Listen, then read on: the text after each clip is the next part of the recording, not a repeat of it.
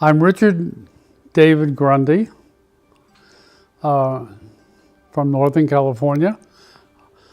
My occupation was environmental health and engineering.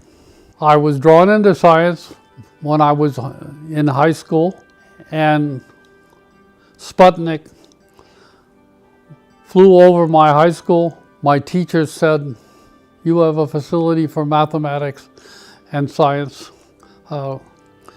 You should become a scientist." My inspiration started with two of my uncles who had served in World War II. One of them went on as an engineer who worked on the Atlas missile here in California, and a second uncle who was a graduate of Berkeley and went on to work for Kaiser Engineers, and they were my tutors when I was in school. It wasn't until my mid-20s that I actually felt I had a career path. It started with me being hired into the nuclear weapons program to do environmental monitoring. And I had a background in electronic engineering and public health. I was trained in electrical engineering at Stanford. I did graduate work at University of California, Berkeley in public health and nuclear engineering. At the time when everybody was converting from vacuum tubes to transistors, and I wanted to work on that interface and just happened to be in the right places at the right time. Already established in the field, I one day was asked by a congressional committee if I would come and be the resident expert on air and water pollution. And I did that when I was 40 years old, and it turned into a career. I became a scientific counselor to members of the U.S. Senate for 28 years. I was better at explaining science to non-scientists than I was at doing scientific research. Working at the United States Senate in the 1960s, 70s, and 80s, working on clean air and clean water and national energy policy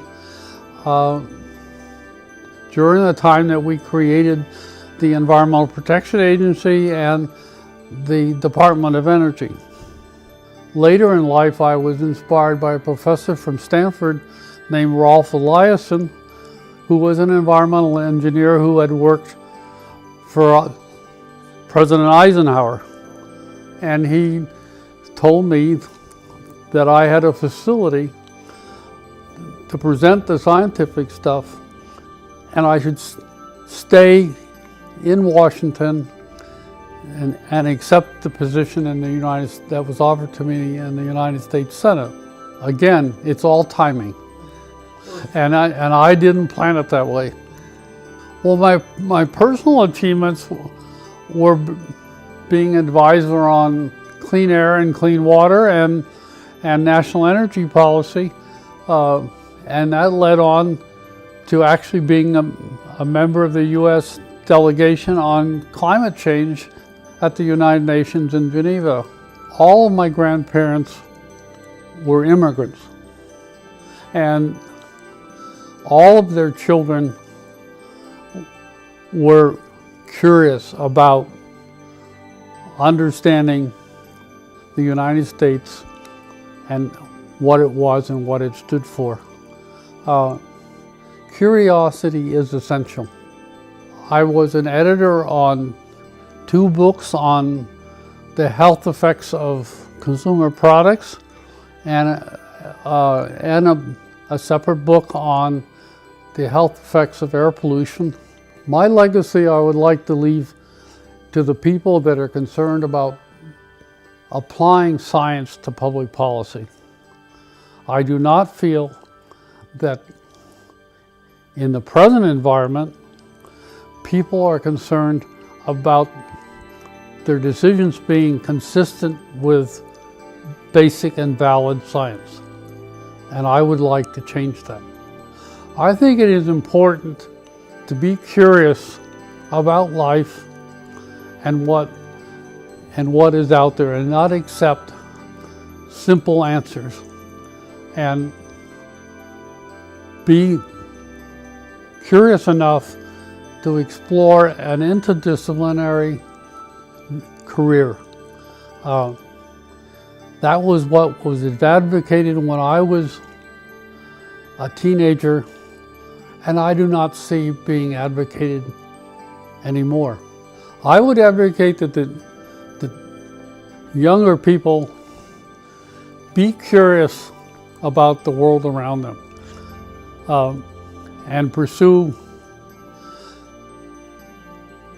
what they're interested in, not what they're told they should pursue. I would advise that if you're going to participate in public policy formulation, you have to have an escape.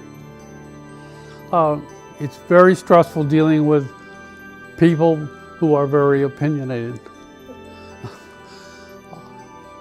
I chose to raise orchids, and I built up a very large orchid collection of 4,000 plus plants, and I spent my weekends going to flower shows and orchid things, because otherwise I would have had high blood pressure and a heart attack. And so find something that you really enjoy doing and use it as an escape. I would like to remember to somebody who made a contribution to public health and environmental quality. I was inspired by people like René Dubos, who wrote The Population Bomb, and people like that the world was a limited environment, and it is us to preserve it and protect it for future generations.